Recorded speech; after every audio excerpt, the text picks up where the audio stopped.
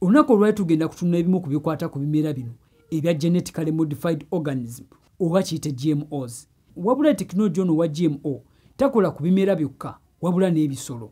Enkola eno y'okukyusakyusa endagabutonde oba kiyite DNA ez'ebimera yatandikibwa mu 1973 era ng'abasajja okuli Herbert Boyer ssaako ne Stanley Cohen be bamu ku baatandikawo tekinologi eyali asobozesa okugattagatta genes ez'ebimera eby'enjawulo okugyamu ebimera bino.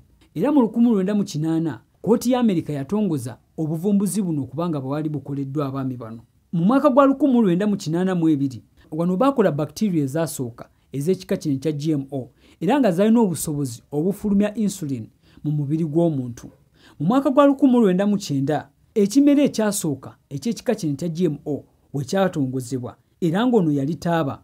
Mu mwaka gwa 1994 guno gwe mwaka gwe basooka okugezesa emmere eyali esobola okuliibwa era nga wano baagezesa ennyaanya ne bakizuula nti yali esobola okuliibwa abantu ne batafuna buzibu bwonna era nga nayo yagezesebwa mu Amerika. Mu 1996 wano ebimera eby'enjawulo eby'ekika kino ekya GMO byatandika okwesebwa mu busuubuzi.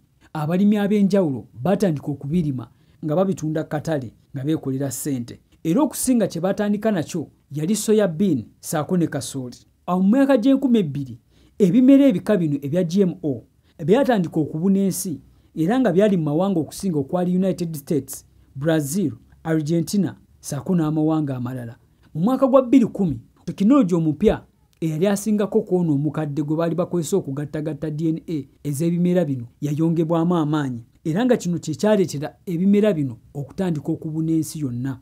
Enkola eno eya GMO ekozesebwa mu ngeri ez'enjawulo ng'ekozesebwa mu bulimi, mu makolero g'amadagala ssaako ne mu sectors ez'enjawulo okusobola okufulumya ebintu ebiri ku mulembe. Ebimera bino bwenjogera kati bisaasaanidde mu nsi yonna kumpi. Nga mmaliza teweerabira okugobera ng'onyiga mu plus button ssaako n'okusubscribinga ku YouTube channel. Nkwebaza olw'obudde bwe wadde okulaba eno video era nkwagaliza ekiseera ekirungi.